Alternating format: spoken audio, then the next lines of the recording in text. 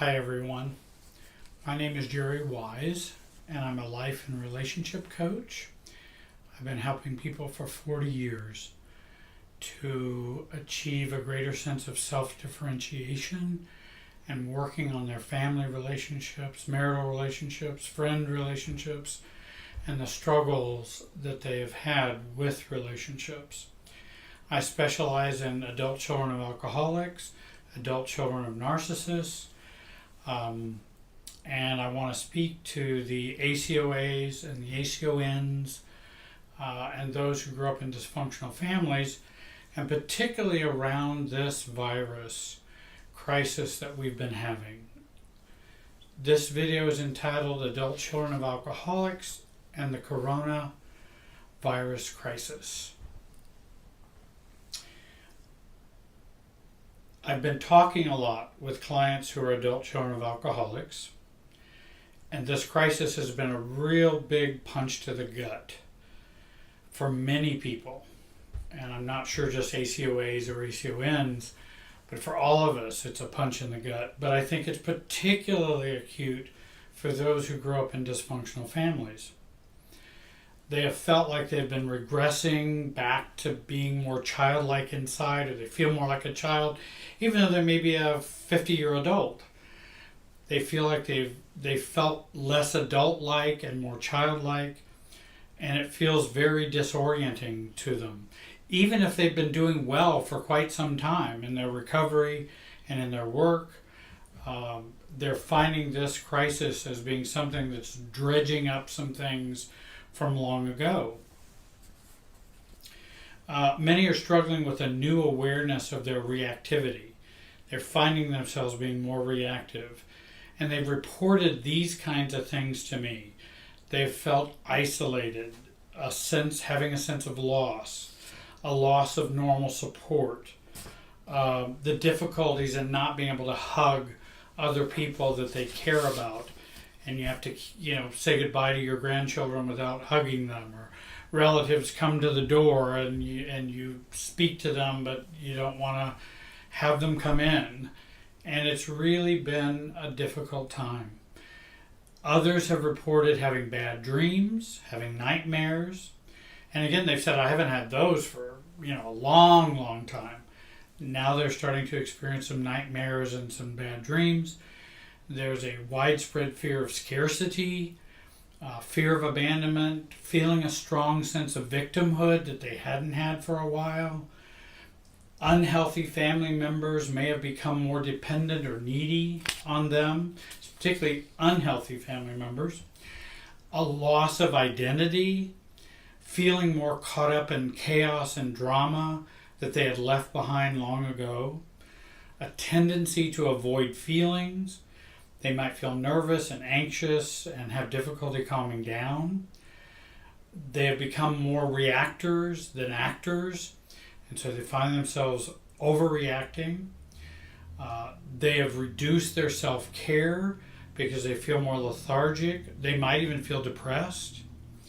There are some who have gone out and bought I had one client bought $1,500 worth of groceries so that if somebody around her, she would have food for them. And again, it's that over-functioning part. Not that it's not kind on her part, but it's that over-functioning ACOA part that will go out and buy all these things to make sure everybody's okay, because we learned that long ago. There can be increased anger. They've reported resentment, feeling hurt, even pain. Have had several ACOAs have had gut pain, chest pain, back pain, again, that they haven't had for a long time. They've reported judging themselves more harshly and other people as well. They have this higher anxiety due to an uncertain future and many other symptoms as well. But most all of these symptoms connect with the adult child of an alcoholic symptoms. And if you read Janet Woititz's book, Woitiz, she talks about the 14 characteristics of an adult child of an alcoholic. And those symptoms really get triggered and have during this crisis. And one of the reasons why it does is because our society and the crisis that is happening, our society turns more into like our alcoholic home growing up.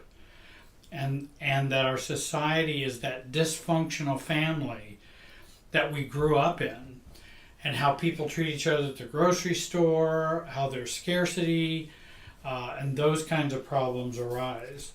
And again, society becomes a larger family of origin, but one that's dysfunctional, and we find ourselves operating in that. ACOAs will report denial, anger, high anxiety, irrational responses, worried about the unpredictability of other people, a focus on the crisis and not on themselves or people, a loss of freedom, scarcity of things we want and need. There is the coronavirus, and then there's the emotional virus, which has infected everyone. And that emotional virus will hit a number of people in different ways. And for ACOAs and ACONs, it really can be a punch to the gut. This crisis can trigger our traumas from growing up. So remember that. I'm going to talk more about how societies like that alcoholic family that we grew up in. What we certainly want to do is to work to detach from the drama and the chaos, make a place of solace and peace at home and in your own life, taking extra care to do that. We want to feel our feelings. We want to explore the history of our feelings. If we're feeling angry, resentful, take a look at where we learned anger, resentment, fear. Take a look back where you learned that. It will give you information and insight into what you're feeling now as a result of the crisis. See how the crisis and everything happening around you is a repeat of growing up in an alcoholic family or a dysfunctional family. And by doing that, I think we can gain some distance from the crisis and gain some detachment. If we can see, hey, these are old feelings that are being dug up, and these are old reactivities that we have. Also, with the reduced travel, and don't go out unless it's essential kind of rules. Well, of course, that's a go to your room. We're all told by society to go to your room and stay there. Go to your house and stay there.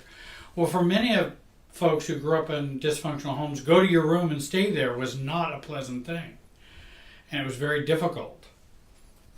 And then we end up being isolated there. Well, being isolated growing up was very common. We have parents who are parents or leaders are fighting. Our parents fought growing up, now the leaders are fighting. Politicians, health professionals. The governor says one thing, the president says another, the health officials say another. And everybody's fighting about the data, the information, what you should do. And that raises our anxiety that my parents are not being adult for me right now. And many times our leaders aren't being adults for us right now.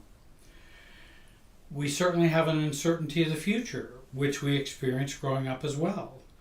What's going to happen tomorrow? What's Dad going to be like when he comes home drunk after work? He stops by the bar and comes home, and what's that going to be like? Every day, we don't know what's going to happen. And in a crisis, every day you don't know what's going to happen. And that mirrors the growing up in a dysfunctional home. Fear sets in with scarcity and loss. For many ACONs or ACOAs, they grew up with some poverty or some financial insecurity. I don't know if there's going to be enough food. We were poor. Dad was an alcoholic. Mom was an alcoholic. We didn't have much. In fact, I had to go scrounge around for things, you might say, if you were growing up. And so scarcity is a problem and a fear and a loss of that security. and loss of, everything's going to be okay. We didn't have parents telling us everything's going to be okay. I'm going to be here for you as a parent, share with me your feelings. That wasn't happening in alcoholic homes.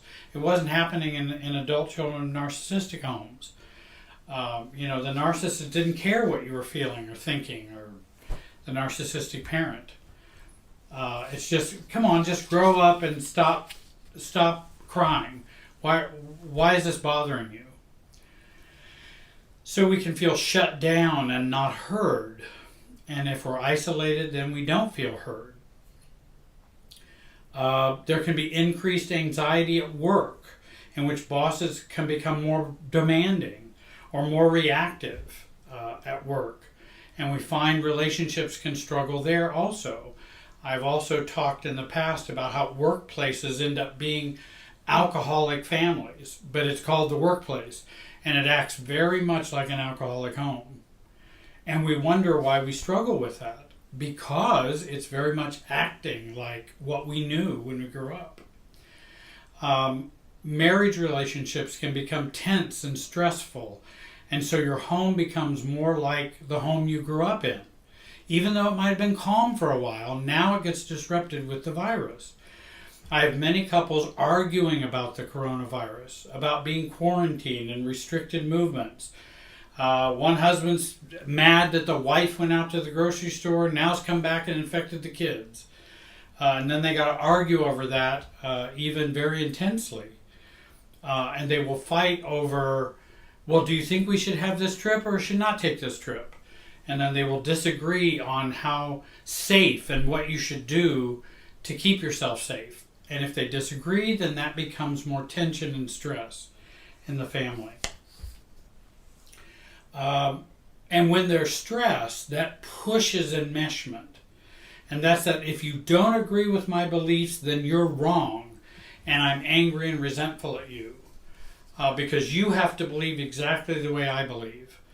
When we all believe a little different about the virus and about the crisis. We all have some different opinions. We all have differing experiences of knowledge or science or just awareness of things. And so we're going to disagree. We want to be sure to allow others to have their fears, have their opinions and beliefs, and even irrational beliefs, conspiracy theories, which I've heard for weeks now, and don't try to change others. Just hold on to your own opinions and your own beliefs. Be self-differentiated. It's you stay on your side of the tennis net, as I use the tennis court analogy. You stay on your side of the tennis net, I'll stay on my side of the tennis net. You can have all those beliefs you want, and these are my beliefs. I may not believe that particular conspiracy theory, but you can if you want to. I hope it doesn't get you too reactive about that. And certainly I don't know everything about what's going on in the world or what's happened and all of those kinds of things, and we have to rely on information we're given because it's not firsthand for me. So we all have to rely on what we're being told. Be careful about, as an adult child of an alcoholic, doing greater amounts of people-pleasing, being over-responsible, and having no boundaries. Be careful about being pushed into that as a result of the crisis. Take care of yourself, not just take care of others. Resist over-functioning, which is easy to do. You are not responsible for everything and everyone. In my own life, as I see clients, I use a portion of that money to help other people who are around and who are friends of mine who are out of work. They're laid off. They may only go live from check to check.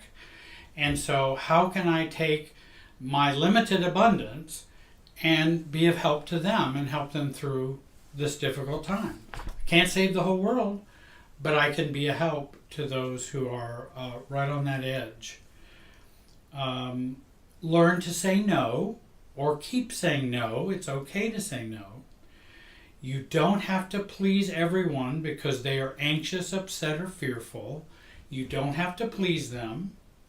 And you are not responsible or the cause of their feelings. And again, if somebody's upset and then they share some knowledge or what they believe they have knowledge about the coronavirus, and I don't agree with it, then they can get irritable and upset with me. And it's like, wait a minute, I don't have to share that same belief, and it's okay for you to believe that, but I'm not going to feel forced to have to believe what you believe. I could be wrong, but I could be wrong about anything in life. I can only go by what my subjectivity and what my paradigm is. I can't live out of your paradigm. I can only live out of mine. And so, this is my best guess at these. This is your best guess. And we're both just human, and we both can err. And that's okay. That's going to happen. Be careful about ignoring your own feelings and your own impulses. Identify and explore your feelings. Don't just push them down and deny them. And I've had greater number of clients doing that because they feel more stressed and anxious, and they can't, and they're cutting off that healthy feelings that they have so they can identify what's going on with them. Because for so many years they block their feelings and they push them down. ACOAs and ACONs are experts at doing that to survive. Not because they're defective or worthless or bad or stupid, that's what they learned growing up after years and years of experience.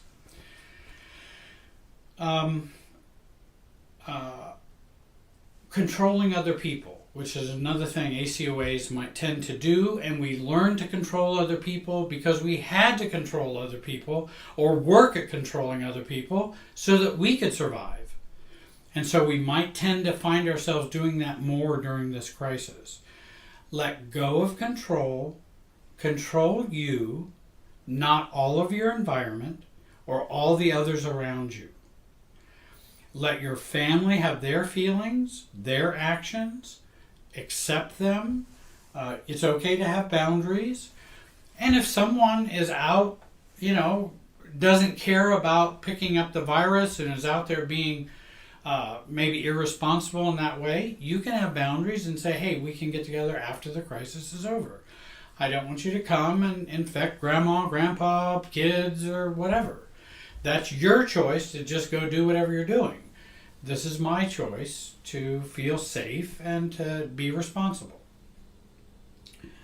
Perfectionism is another concern we would have for ACOAs. Resist black and white thinking and right and wrong thinking. There's only A or B, right or wrong, black or white, all or nothing. And that's A and B thinking, which can keep us stuck and keep us very frustrated. Look for the C options. In other words, it may not be this, it may not be this. Okay, what's a third option that I could have? And usually those option C's are much more healthy. And usually an option C means I accept and take care of me, and I accept you. I don't have to do what you do, you don't have to do what I do, and I still love and regard you. Seeing myself as a victim. Another thing that happens with ACOAs and ACONs, you are not a victim, but an actor and a participant in your life. You're an adult now, and you have an adult who can parent the inner child, take care of the inner child, use the adult to act and for executive functioning, use the inner child to know what's going on inside of you and deep inside of you. How is that inner child doing with the crisis? How's the little Jerry doing with the crisis? How's the big Jerry doing with the crisis? And those are two different parts of us that we want to keep in touch with. And I do recommend like Inner Bonding by Margaret Paul and books like that, Charles Whitfield, Healing the Child Within, that we are aware of our inner child and how's that inner child dealing with the coronavirus. it seems like it's just us that's kind of out of control as adults, when it may be the inner child that's kind of out of control. We've been functioning well for a while.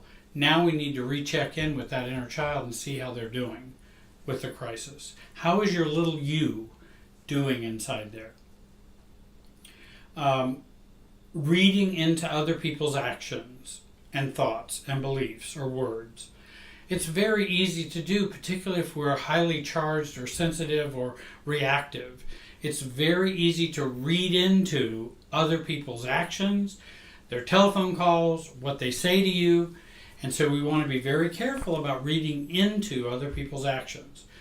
Many times, if I start to read into what they're saying, what they're thinking, I might stop and say, hey, I'm confused.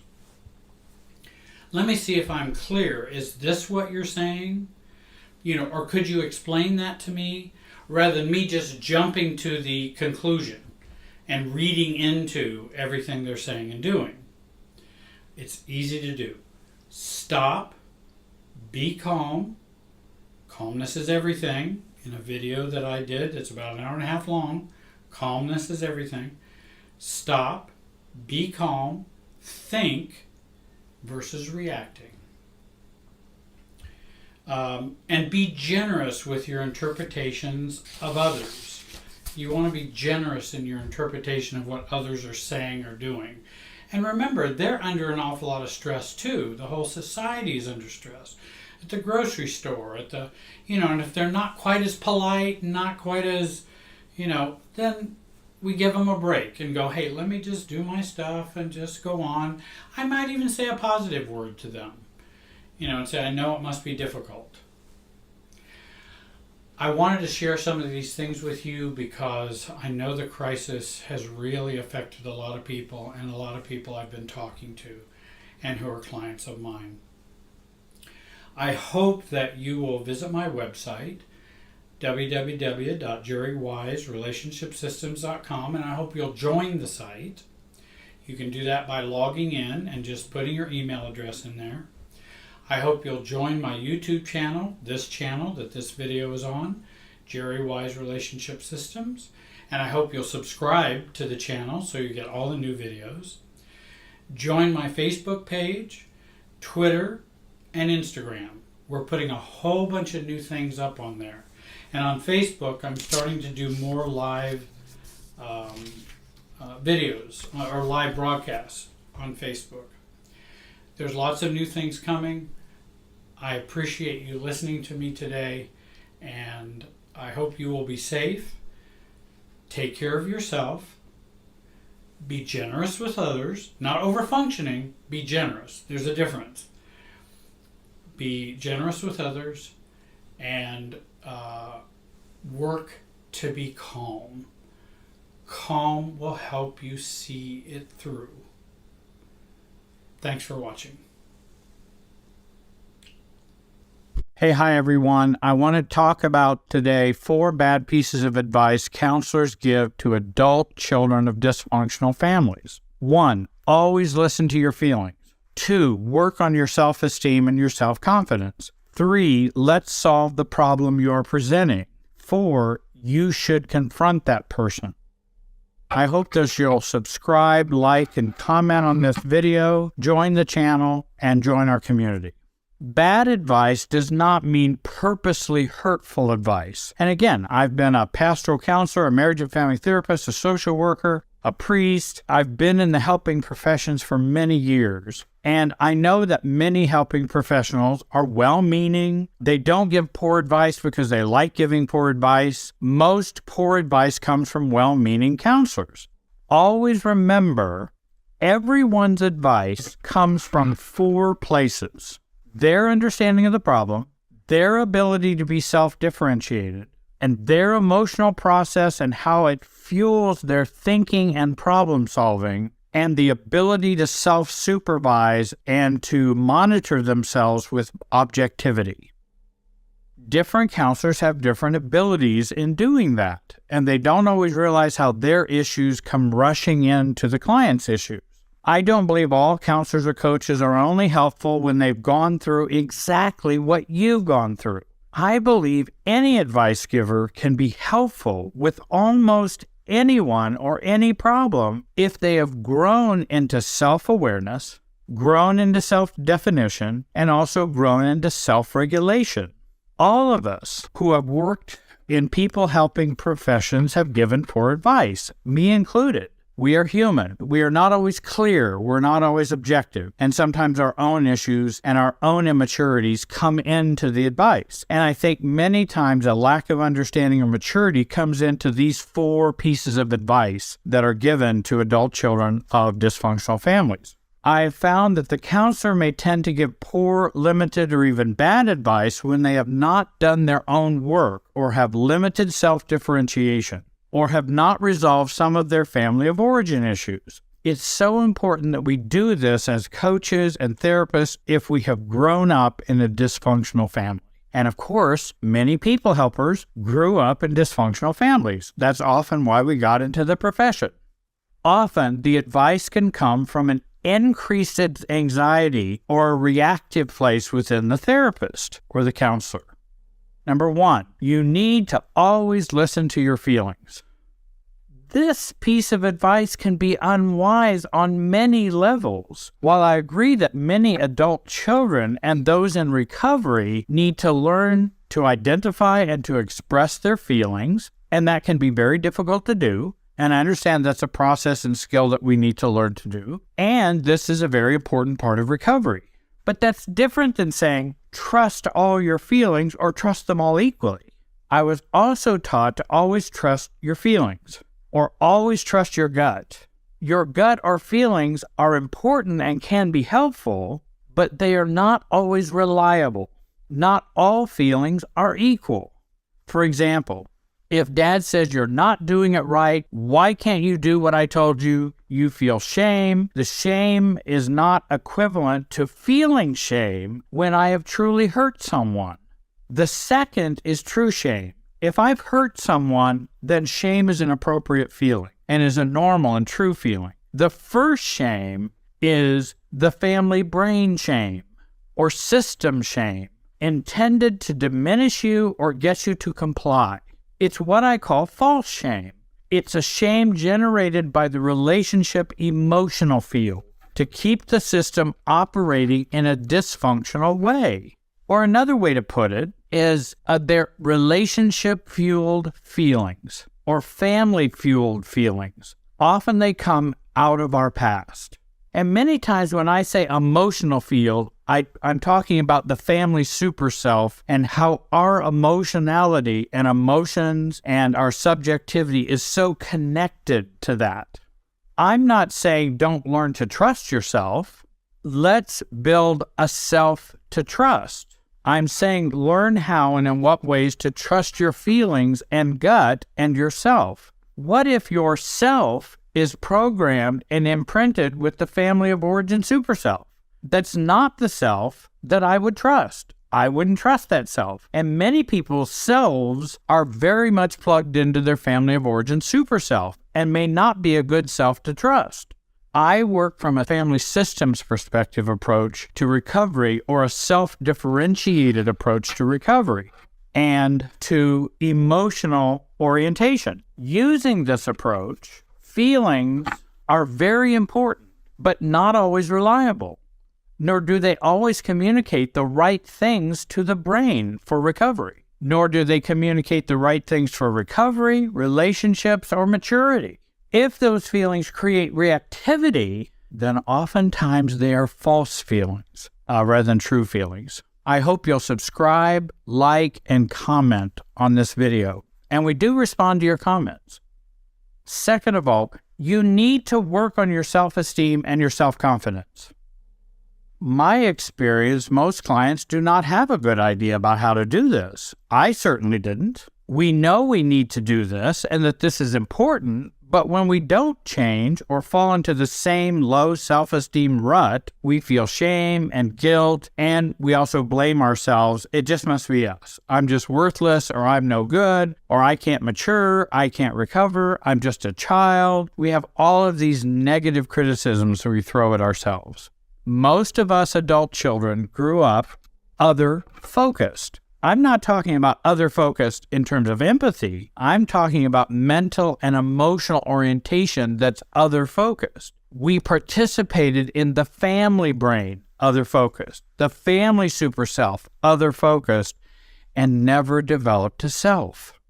So when you ask someone to work on their self-esteem, it's like asking a fish to go and find some clearer water to swim in. And they respond, "What is water?" And I think we many times have the same sense when we ask an adult child, "I want you to build your self-esteem or focus on yourself." And it's kind of like, well, what is self? Because we're all fogged over with the family super self and the emotional field that we're caught up in with our family of origin.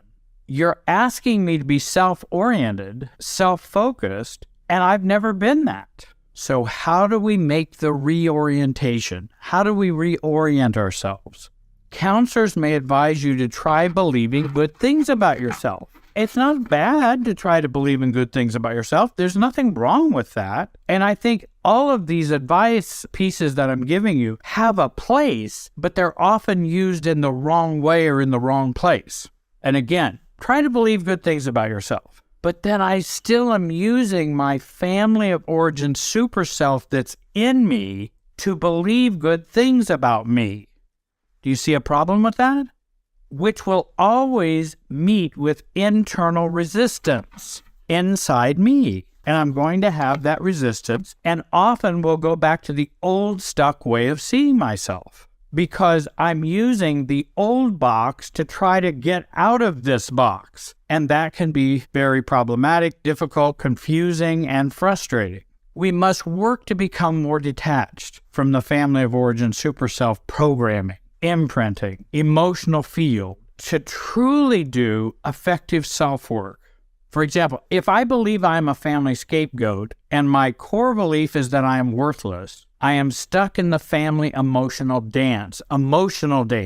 Being a self feels very wrong to me. In fact, being more of a self is met with resistance from the family paradigm within me, and again, resistance from the family and resistance from me inside. My sense of self uses the emotional and mental template of my family of origin. Anything different from this will feel wrong, unachievable, unbelievable, and will make me visible. And I don't want to be visible if I'm a scapegoat. Often advice is given not recognizing how much our emotional field is united to my family of origin programming, which is why this good advice doesn't work very well. Thirdly, let's solve the problem you're presenting. The problem is my narcissistic father. How can I deal with him?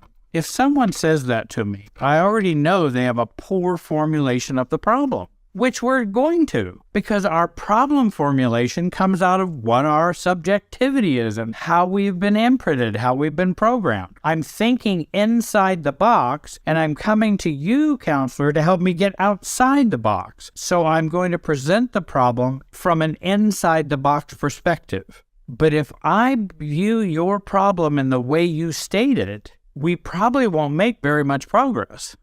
Now, what do I mean? Often counselors take a micro perspective of the problem when a macro or a systems perspective would be more helpful. So your father is a narcissist and he shames you and criticizes you often. Well, you need to stand up for yourself and tell him to stop or refute him or confront him.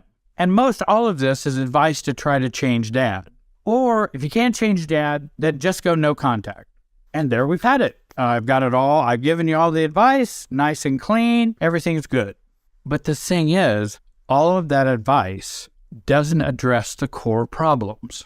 If I still have unresolved fantasies of parents being as I want them to be, or my dad being the good dad I'd like him to be, if I have unresolved fantasies, then I'm going to advise you in the same way. So that's where when the counselor does their own work, they're not going to be stuck in it with your work. And you can also see how this problem is seen from an other perspective.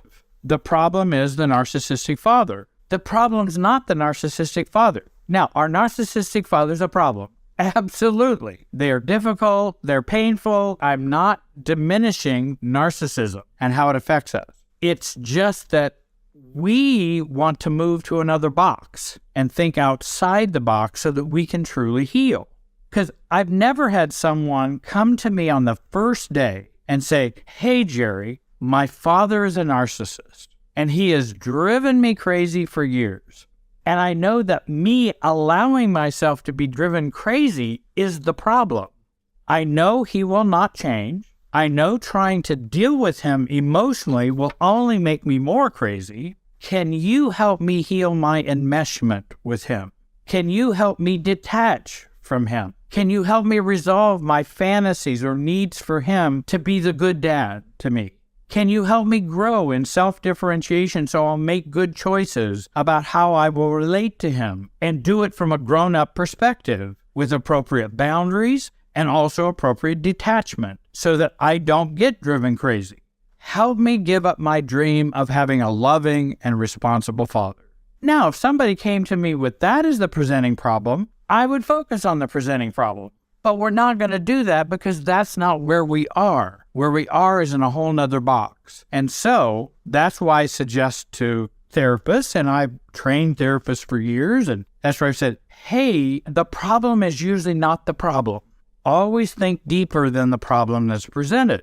And again, the problem is not that you have a narcissistic father, though that's inconvenient, difficult, unfortunate, and it could have been abusive from the past and all those things, which I'm not limiting, I'm not minimizing. But it is what you have been programmed and imprinted to believe, feel, and act on from growing up with a narcissistic father that is the problem.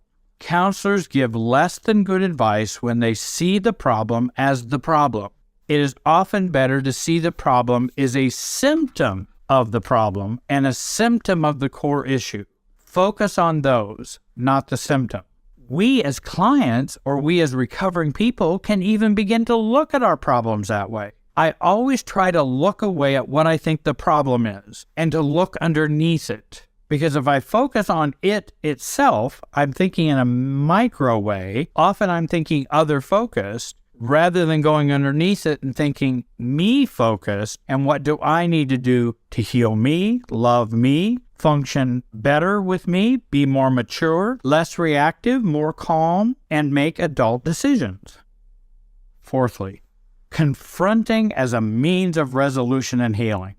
You need to go and confront them. I don't know how many clients I've had over the many 40, 45 years or whatever, where people have come and said, yes, they told me I should go and confront my mother about how she acts, or confront my mother about how she acted 25 years ago. The counselor, I think you should confront your mother about her shaming and criticism when you were growing up. I think you would feel better. I want to share with you a quote from Peter Teitel.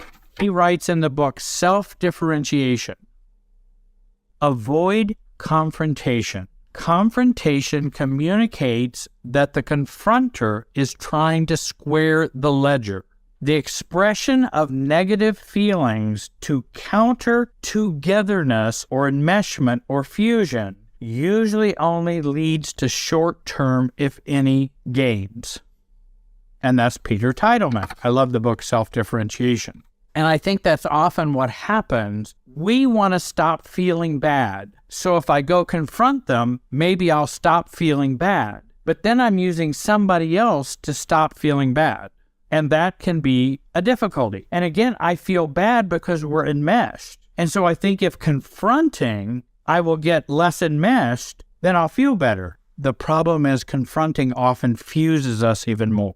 I do understand confronting can create an environment in which other things can take place that maybe could help the situation. 1 out of 50 times confrontation might work in a positive way. So I think anything's possible. I just don't advise it on the regular that we do this because I'm trying to think in a systems way, in a family systems way. But if I'm advised to do this, or I feel that it's something I want to do, I'm probably unsettled within myself. And I'm hoping this will settle me.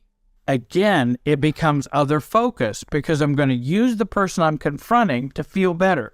That usually does not work out well. No different than as a couple. You have a husband who feels very needy and I don't feel loved. I don't feel connected. So now I'm going to pressure my wife to, let's have more intimacy. Let's have more sex. Let's talk more. I just don't feel connected to you. Again, do you see the problem? He's taking a need he cannot manage very well and feel pain about. And now I'm going to use my wife to try to fix that. Do you think there are any problems that could arise from that?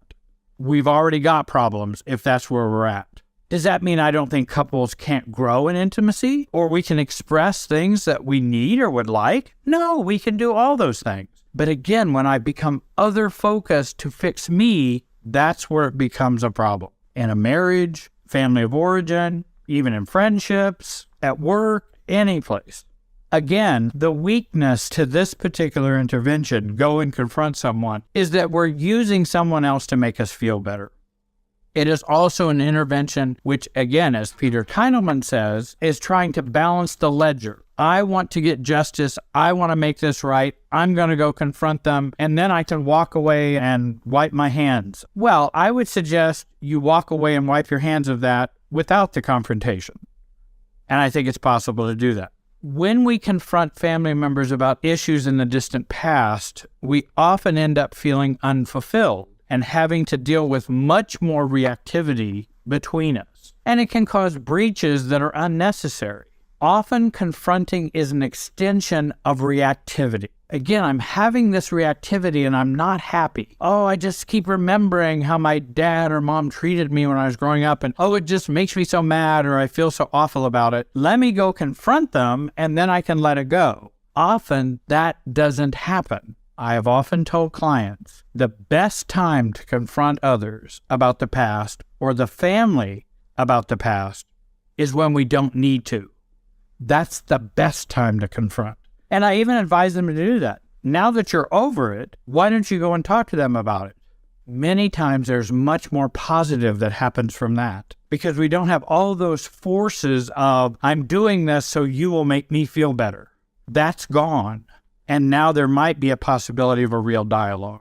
There's certainly a place for standing up for yourself and for bringing up issues to improve a relationship, and certainly for clearing the air. Of course we want to clear the air. I might want to go, quote, confront in a little c, my friend about how they're always late or whatever, but that's clearing the air, and that's assuming the friend and I are on the same page. I'm not just bringing my negative feelings so that you will fix them from my discomfort.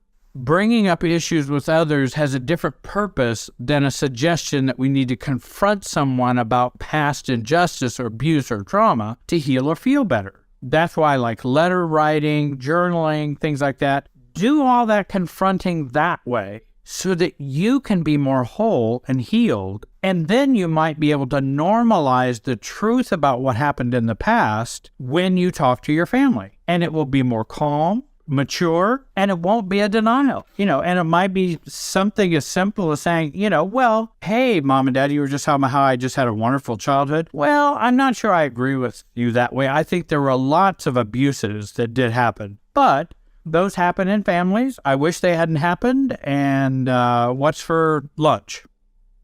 Because trying to square the ledger, trying to get a pound of flesh, just often does not work. And it usually ends up making you feel worse.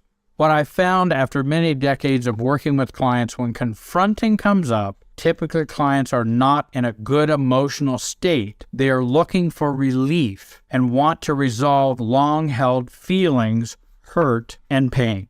And often I have found in actually carrying that out, it may intensify them. We don't want to do something which is highly charged when we are highly charged, and do it in a highly charged relationship. That's going to point to failure in a family systems perspective. I want to thank you for watching. Please like, subscribe, comment. Have a great day, and be wise. Hey, hi, everybody.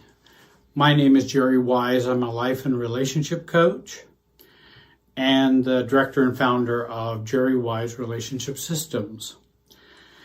This video is entitled Moving from Feelings to Thinking. It's one of the 3 important self-differentiation shifts that we can learn to make. And I'll be talking about these now, today, and in the future. I hope you'll subscribe to this channel and click the bell so you get all the new videos that come. And also, if you would be willing to join for $1.99 a month, that helps support free videos on YouTube. I also have a workshop coming up on February the 6th on Saturday from 1 to 5 p.m. You can join on my channel. There's a link down below where you can use that to join the workshop, to work with me for 4 hours. And we'll have, there's a limited number of people that will be attending so that we can have question and answers, and maybe I can work with some people during the session. And it's on getting your family of origin out of you.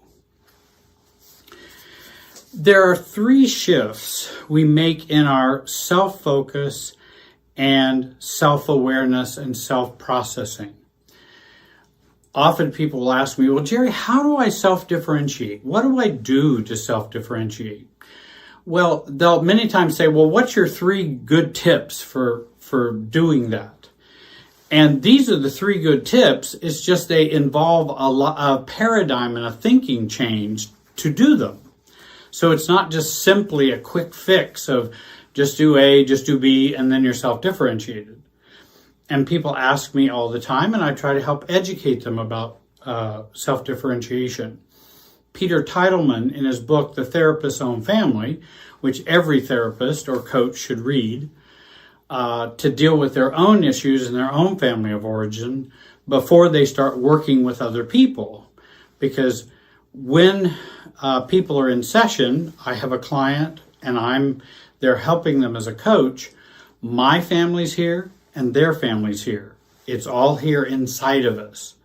And so the more I'm aware of my family, I can help them be more aware of their family and their issues, and my issues get in the way less in working with you. And I supervise and train some therapists and help them to learn to be better therapists by being aware of their own issues. That will help them be clearer and more helpful to their clients. Peter Titleman wrote this great book, and in it he talks about the 3 shifts that we want to make to really become self-differentiated. Moving from feeling to thinking.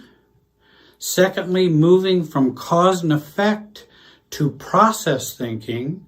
And thirdly, moving from self-focus to a systems focus. I think that provides us with the ability to be more in control of ourselves and more in control of how we interact with other people. And I'm going to be talking about the first one today, which is moving from feeling to thinking. And this is a beginning video. So what do I think about feelings? Do I think we should only think and not feel? No. I've been working with people in recovery, from codependency to ACOAs, to ACONs, adult children of narcissists, and lots of folks who have struggles with self-differentiation. In fact, most of us do. That's the process of growing up, is self-differentiation. So what do I believe about feelings? Are they important? They should not be ignored. They're very important. Am I suggesting people should stop feeling? Certainly not. Our feelings are very important for our recovery. There are many, just like myself, who had frozen feelings.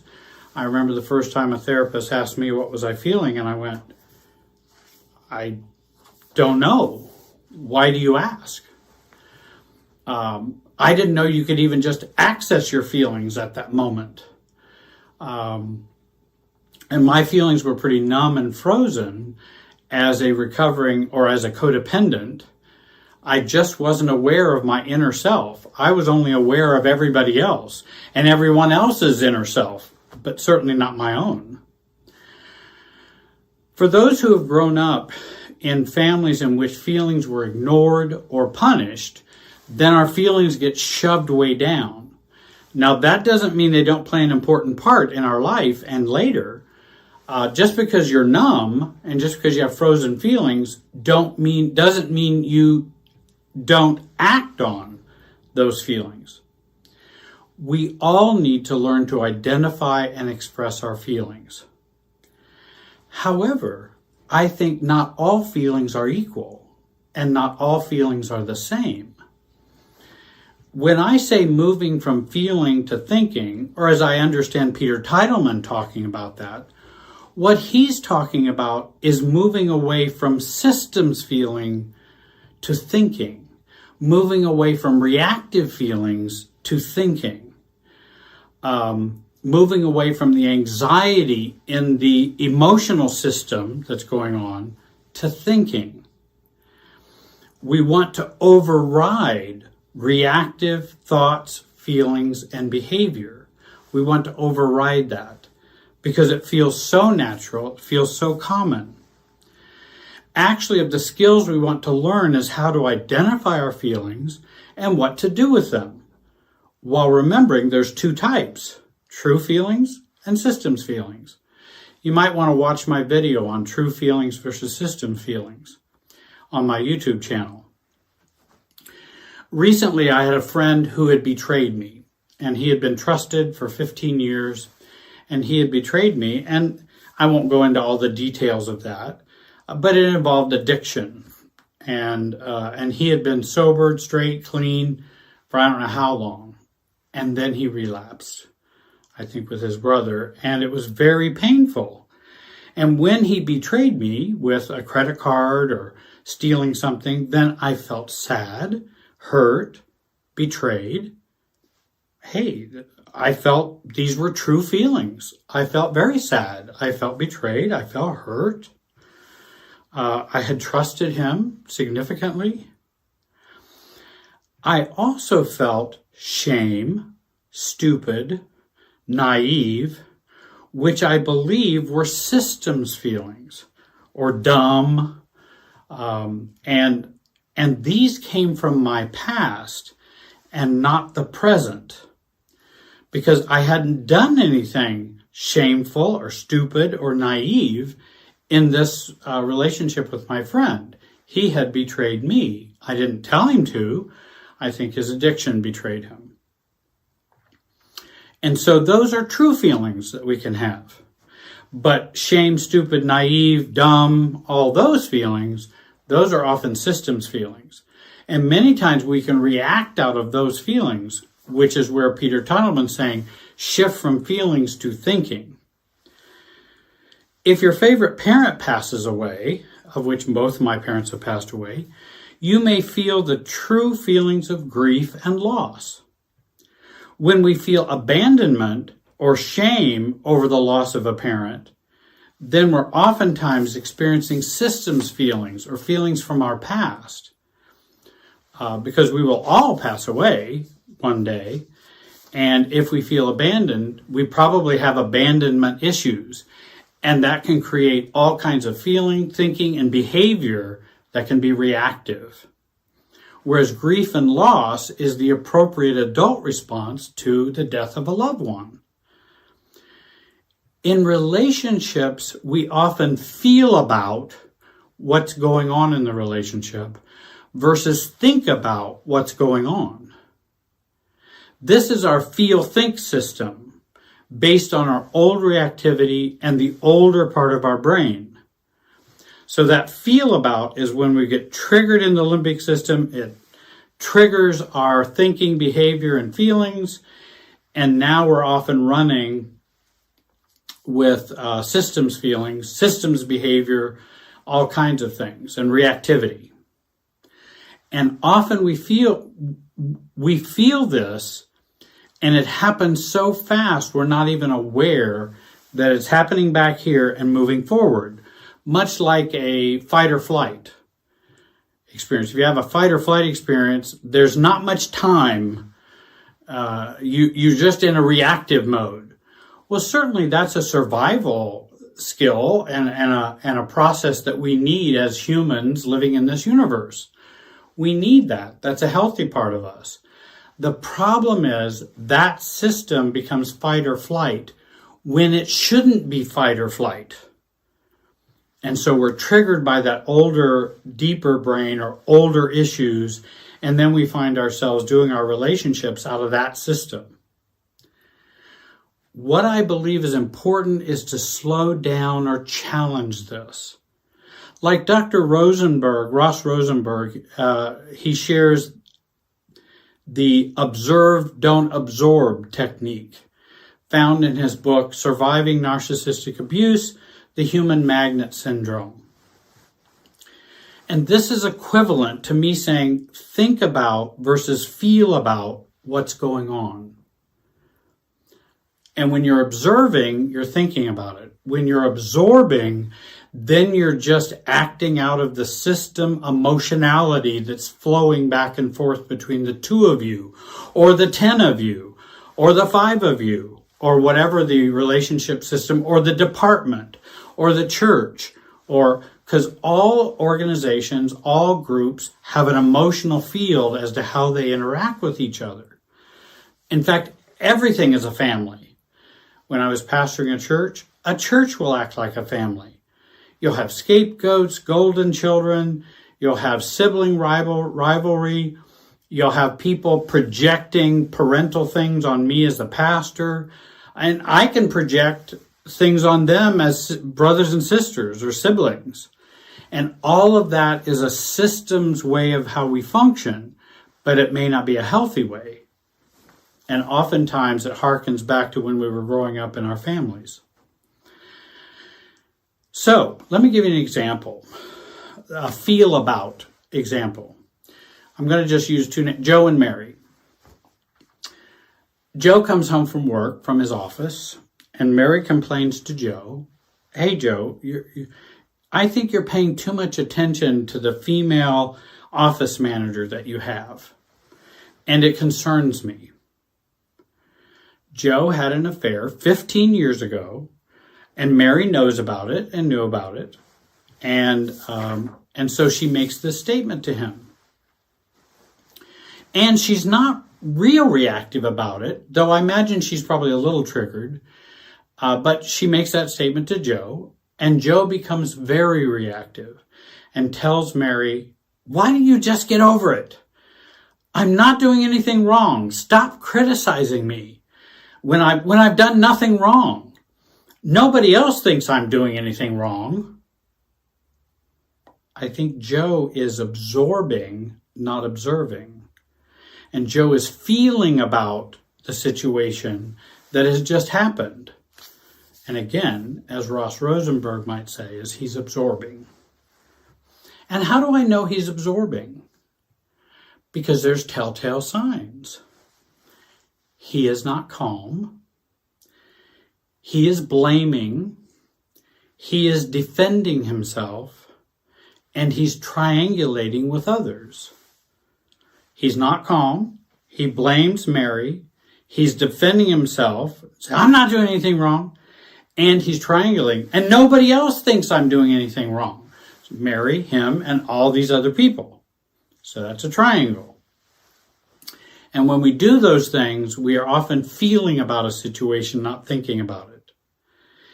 He believes he's thinking about the situation and making rational responses to Mary. But in reality, he's feeling about the situation, which are driving his thoughts. His feelings are in the driver's seat, and his thoughts are in the passenger seat or the back seat. But he's thinking, and he's not. He's just feeling. Thinking is really what I say. So how could Joe move from feeling about this situation to thinking about or observing the situation with Mary? First of all, we have to start by being calm. If you start to get reactive, if you start to get exorcised, if you start to get intense, if you start to feel anxious, we're already on the wrong road. Calmness, as I say in the great video that I really like, calmness is everything. which is one of my videos. It's a long video, but I talk about how important calmness is.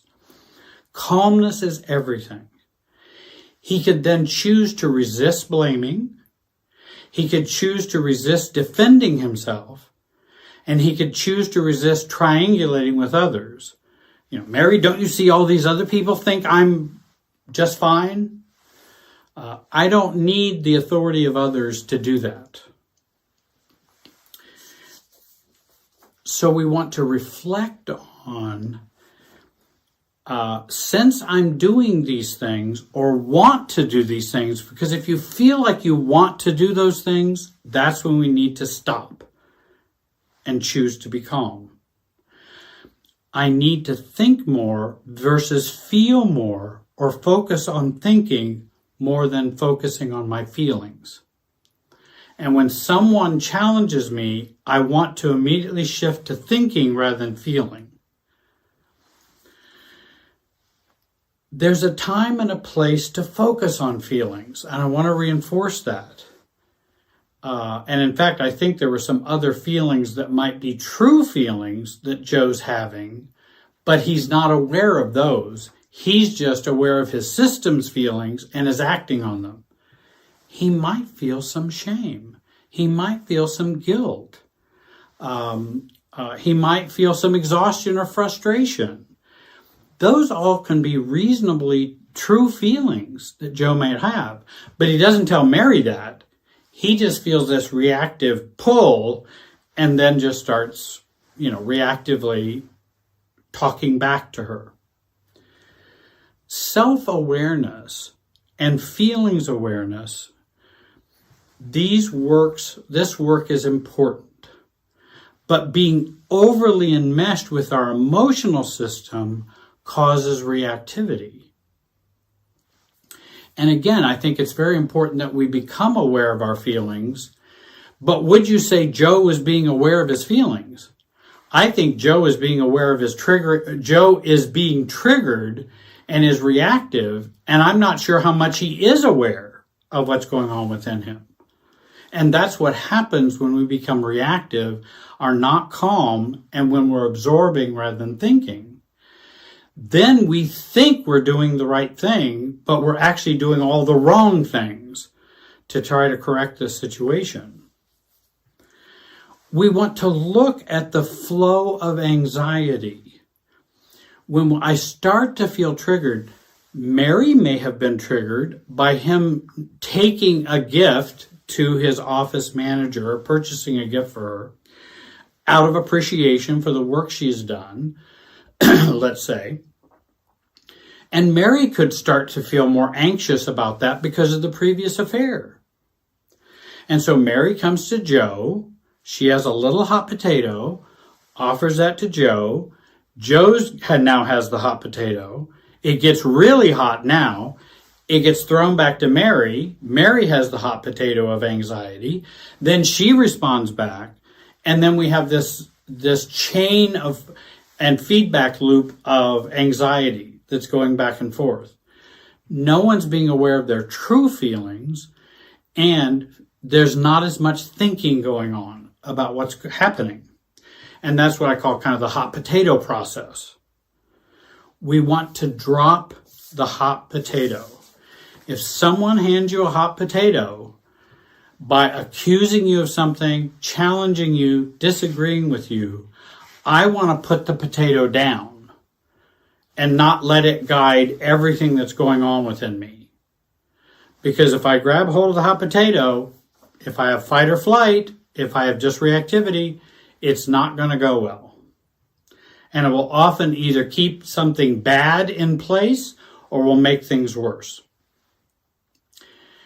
I hope today has been a help to you. I want to thank you for joining me today. Please join the workshop on February 6th. Join this channel. Have a great day and be wise.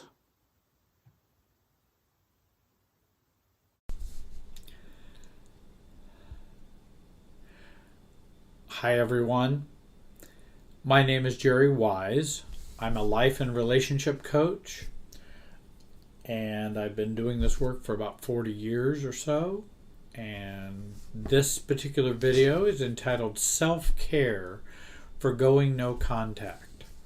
This is a third video in a 3-series video set that I've made, and this is the last of this series.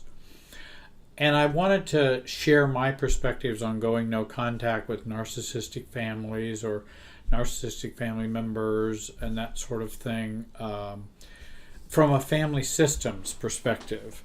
And that's why I wanted to share that. I've seen other videos and other folks who talk about going no contact. And I was trying to think of healthy ways to go no contact, healthy ways to maintain the sense of self if you choose to go no contact. Because in family systems thinking, it's very important how we do our self-differentiation work, because we might blindly or unwittingly feed into the dysfunctional pattern and the family super self, thinking we're doing something good, but actually we're just doing something that maintains the status quo or the dysfunctional system and maintains it within us in a negative way. And so that's why I like to use a family systems perspective, so I have a better idea of how to be myself, how to choose to go no contact. What do I do with no contact? Is it just reactivity, which just feeds into the family dysfunction? Or is it an intentional, mature, detached, and neutral choice? And I think that makes a lot of difference. Because while it may still be an improvement to go no contact with an abusive, toxic, malignant narcissist, or cluster B type of person, it may be useful to do that. But if we do it out of reactivity and we don't do it to work on neutralizing them within us, then we're going to spend years struggling with that relationship even though we're not in it. We're still going to struggle with it. And so the goal is to not be in it physically and not be in it emotionally. That's what I wanted to share in these videos. And this video, I wanted to talk about about doing self-care after you have chosen to go no contact. So you've already chosen to do it, you're already in it, you're already not having contact with the family members or family member that you've targeted, who has been the target of your abuse, or the one who's been an abuser. And so now you've decided to go no contact. And how do we and when do we do the self-care? And what do we do that's self-caring for us? And I wanted to share a number of tips on that. First of all, we definitely want to work to resolve our internal relationship with the target of our no contact, whether that be the narcissist, the borderline person, the abusive friend, the hateful and manipulative ex. And so we want to work on our attachment to them, emotional attachment, and often our enmeshment with them. Because when abuse is involved and when there's this toxic kind of relationships, just like you've heard the term trauma bonding, toxicity and negativity tends to bond us to other people and to other emotional and relationship systems. We want to release and let go of that bonding and let go of that enmeshment, that attachment, that trauma bonding, all that kind of emotional unhealthy connectedness, and to work to get them out of us. We've physically gotten them out of our lives. Now we have to work and want to work to get them out of us. We can do journaling, letter writing, therapy, meditation, crying, facing our feelings, accepting our feelings, which is very important, and accepting our feelings about them. Those feelings have been there for years for most of us. And in accepting our feelings, we also accept the lost dreams we had about those relationships, the lost fantasies that we had about those relationships, that we were going to have this wonderful family. I just talked to clients today. I'm going to make this family be what I've always wanted them to be, and she was having difficulty doing that today. And she was coming to realize, it's really not working for me to make this family be the family I've always wanted. And it's very frustrating for her, and she feels resentful and hurt and sad, and but it's actually her dreams and fantasies that's keeping her pain alive. It is more problematic to have a fantasy about somebody or a group of somebodies and work to try to change them and make that happen in terms of the relationship I want. That's more traumatizing, more difficult than just accepting the fact they can't. They're not going to. It's not going to happen. While it may be disappointing and it may be sad, I think it's not as traumatic and difficult as keeping that going to try to make that happen. But it is hard from my own experience, and I know it's true, it is hard to let go of fantasies and dreams about relationships and what you hope to have happen. To have the mother and father you've always wanted. To have the sibling relationships you've always wanted. To be close to that cousin who you've always wanted to be close to. And it just never happening. And so we do work on giving up our dreams and our illusions as a part of self-care for going no contact. We really want to give up those illusions because we'll be healthier, happier. Facing reality, though hard, is less hard on you than not facing reality. And sometimes it doesn't feel like that, though. It does not feel like that, and I well know that. Secondly, we do want to face and resolve our hurt, our anger, and our fear. And again, we want to accept those feelings of hurt, anger, fear, even that the hurt and anger about, I'm angry that I have to go no contact. I'm hurt and sad that I have to go no contact. Why do they make me do this? And then we also many times turn those feelings on ourselves in a negative way.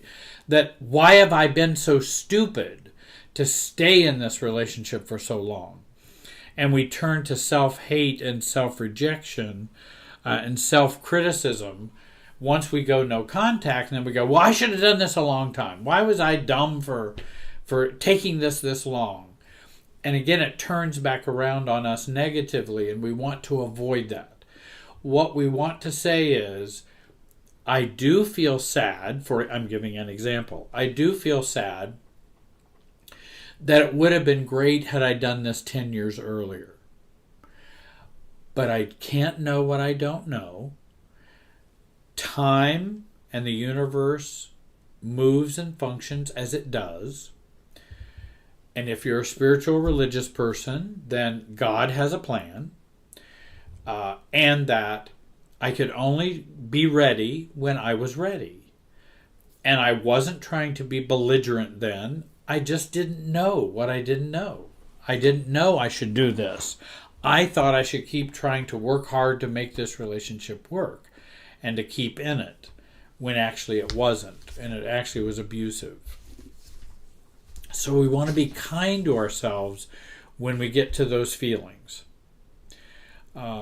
Remember, during no contact, and you'll hear this in other videos, and this is a part of self-care, remember to remember the bad. Keep on a solid no contact strategy and path.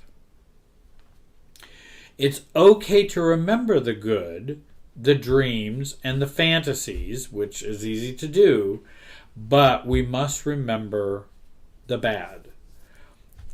And remind ourselves of, wait a minute, even though they gave me that nice gift once, And that was the nicest thing they had done. That doesn't mean I should be in a relationship with them, because they're very toxic, even though they can do a nice thing.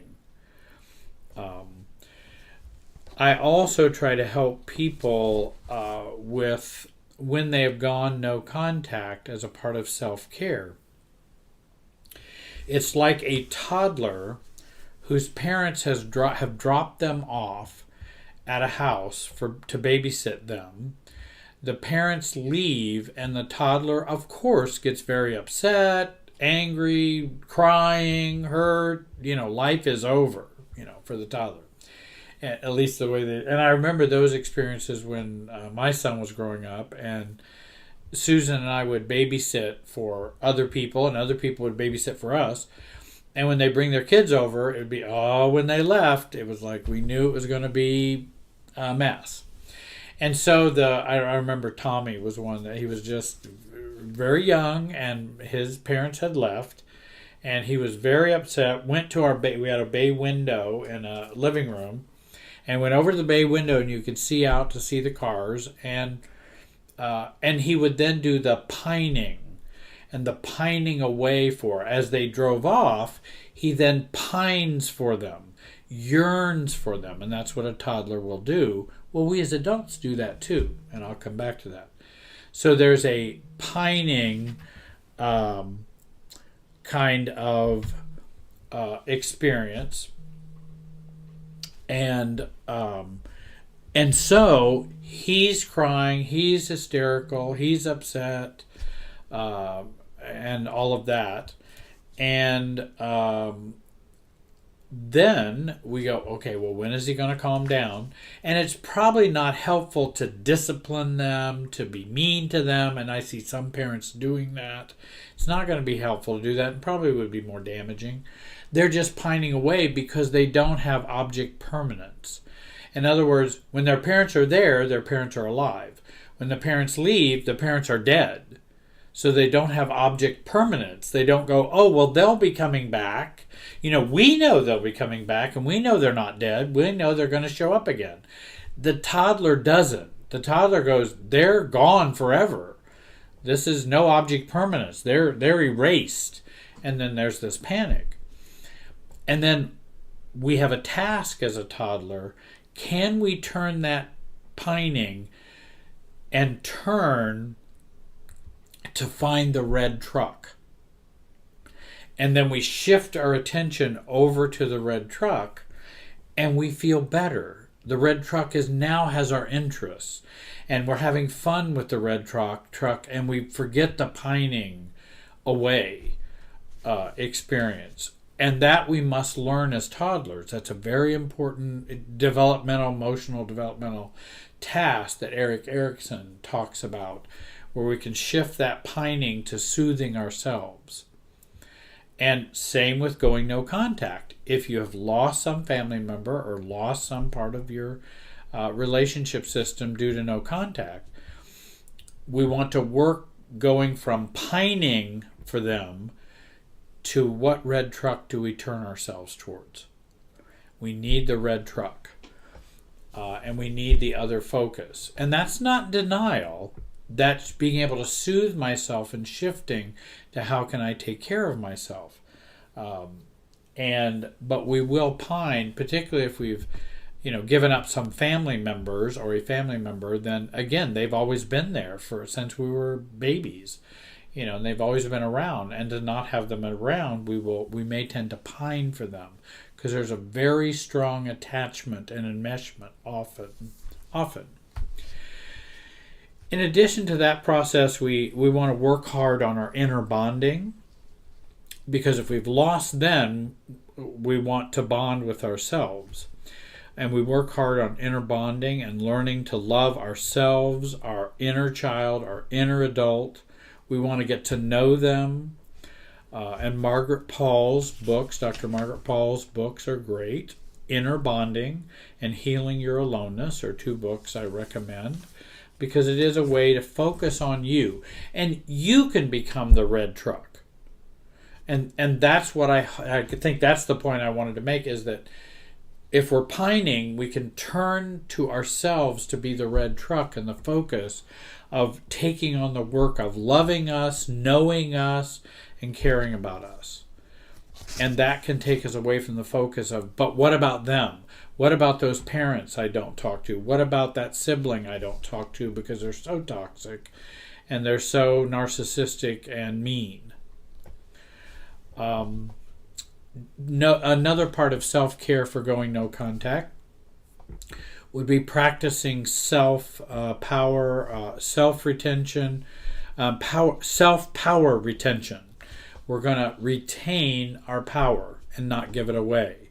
We have learned to give away our emotional and mental power to others. We want to identify and resist giving away our power. We want to stop giving into what others think, what others believe, what others judge to be true. And we want to give up doing for others just to control them out of fear.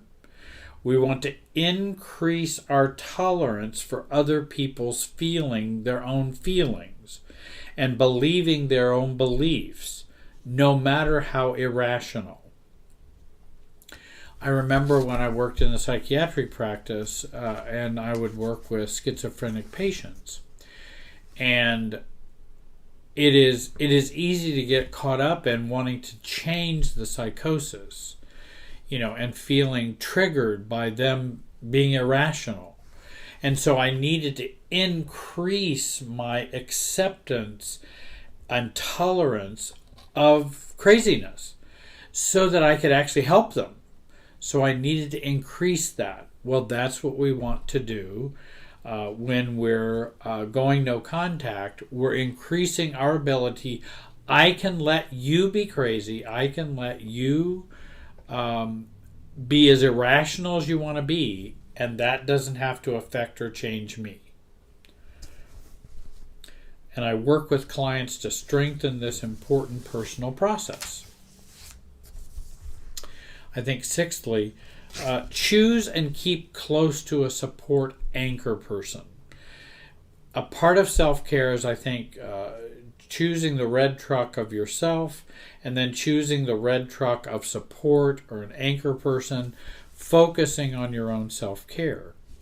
There are anchor support groups, ACOA, CODA, Codependent Anonymous, Al-Anon.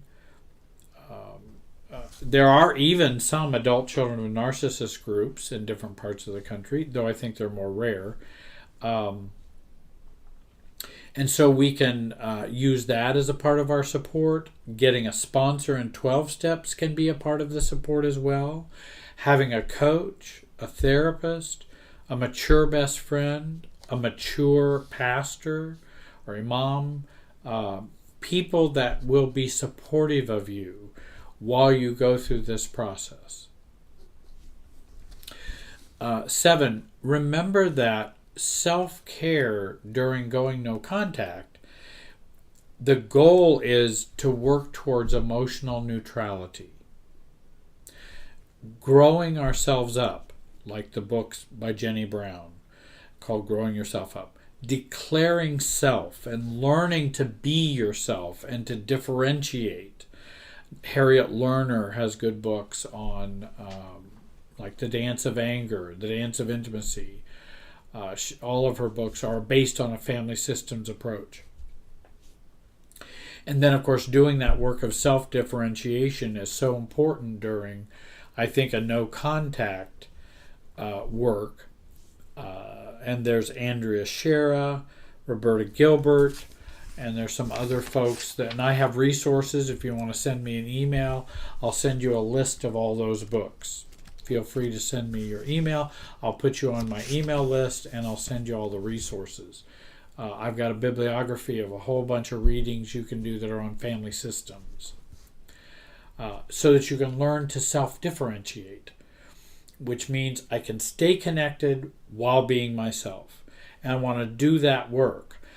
With the toxic narcissist, I want to be myself while not staying connected. because it's too toxic to stay connected in that regard. But there's even some, I can even talk more about that. I'll do that in another video. But I'll just leave it at that point. Eighth, remember going no contact is not running away from your family. If you go no contact with family members, it's not running away from them.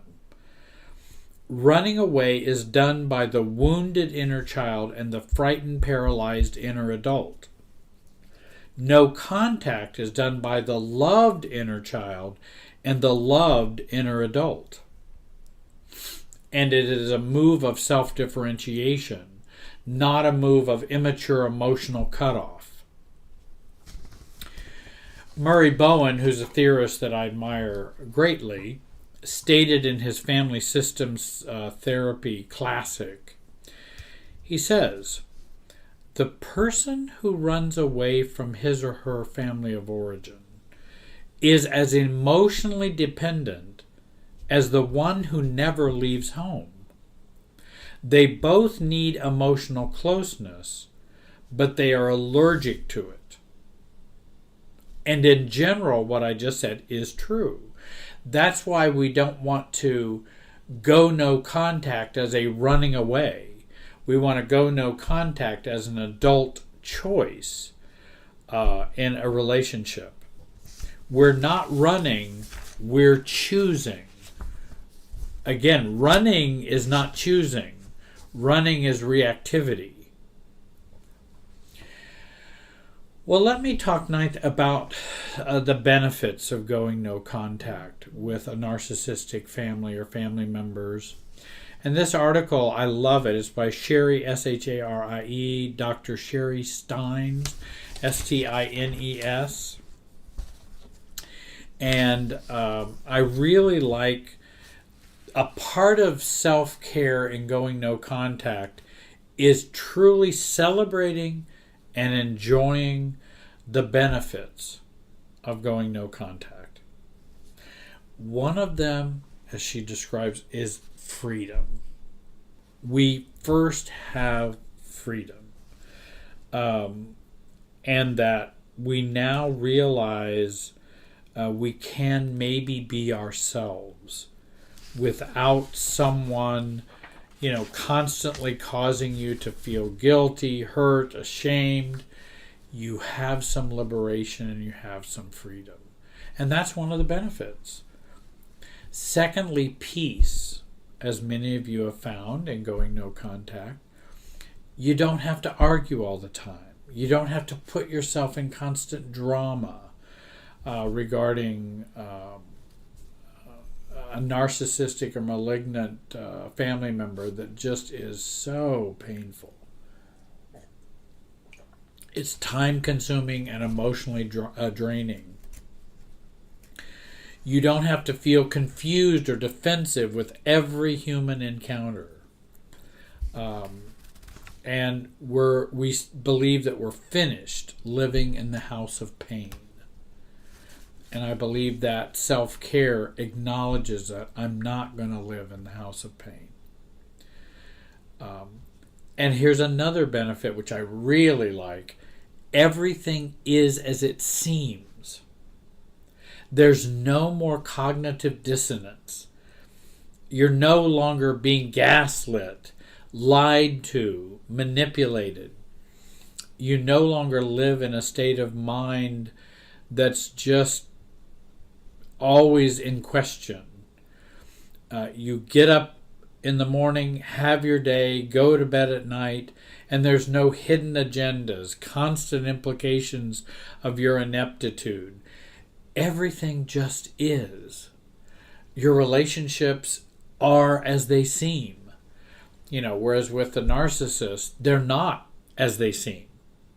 And it's always a fog in the relationship.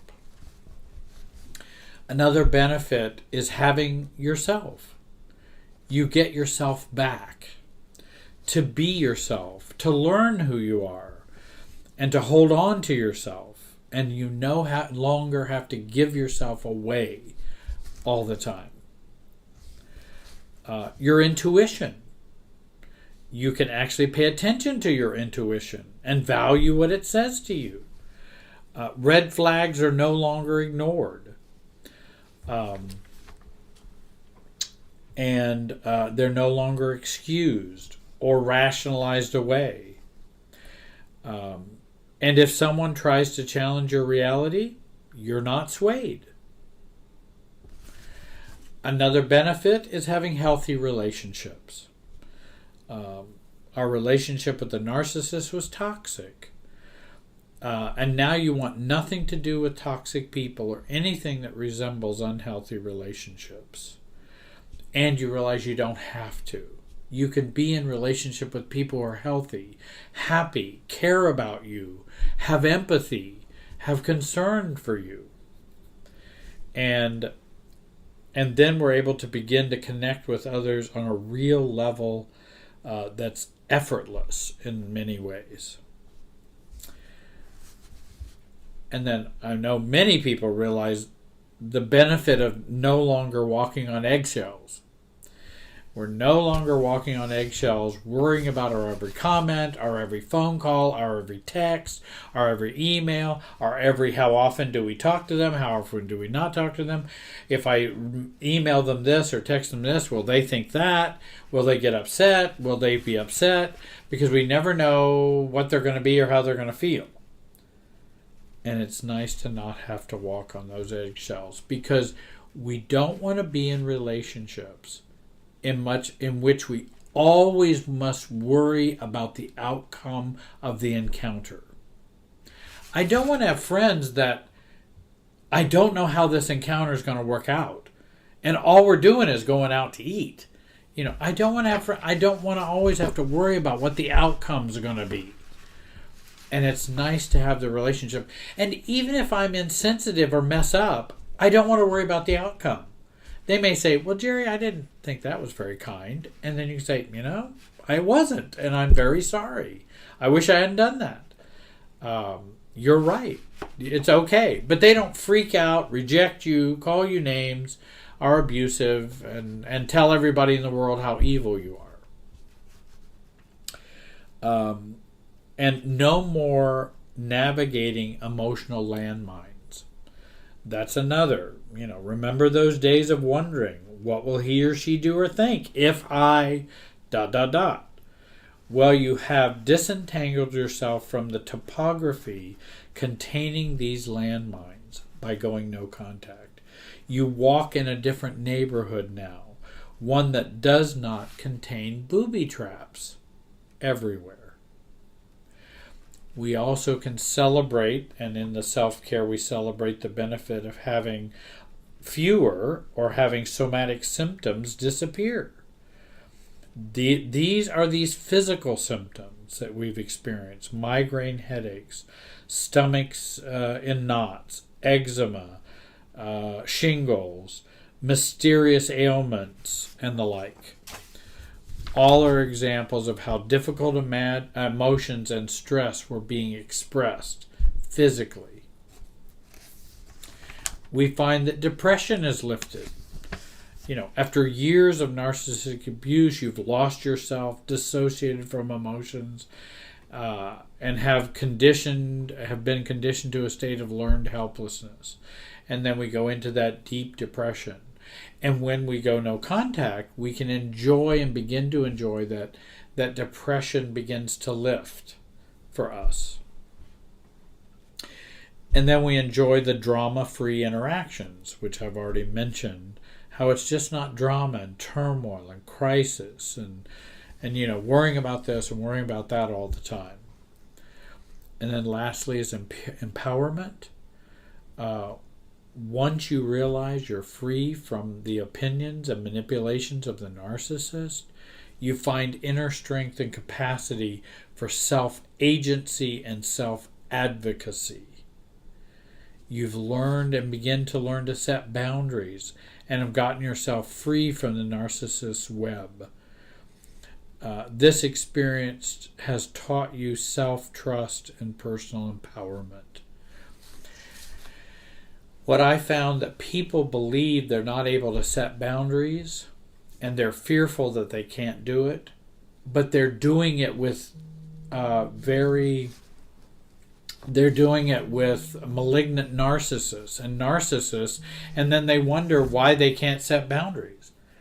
Well, because you're trying to set boundaries with people who don't accept boundaries at all. So it's not your ability to set boundaries. It's not, it's not your skill of setting boundaries. It is who you're trying to set boundaries with are people who don't accept nor receive boundaries at all, nor do they value them. They just want you to do what they want you to do and to be. I hope that you will get an anchor person for your process and for your work. I'd like you to join my YouTube channel. You can find me at www.jerrywiserelationshipsystems.com. We've just worked on and developed a brand new website that's going to go up soon. You can write me and I'll send you resources. I certainly want to thank you for joining me today, and I hope this video has been a help to you in your process and choice about going no contact. And it has been a pleasure sharing these things with you. I have more videos to come. I've got a master class that's coming up, and it's going to be posted on my website. And if you'd like to participate with us, please feel free. If you would like to work with me one-on-one, you can contact me and we can work that out. Again, thanks for watching, and I hope you have a great day.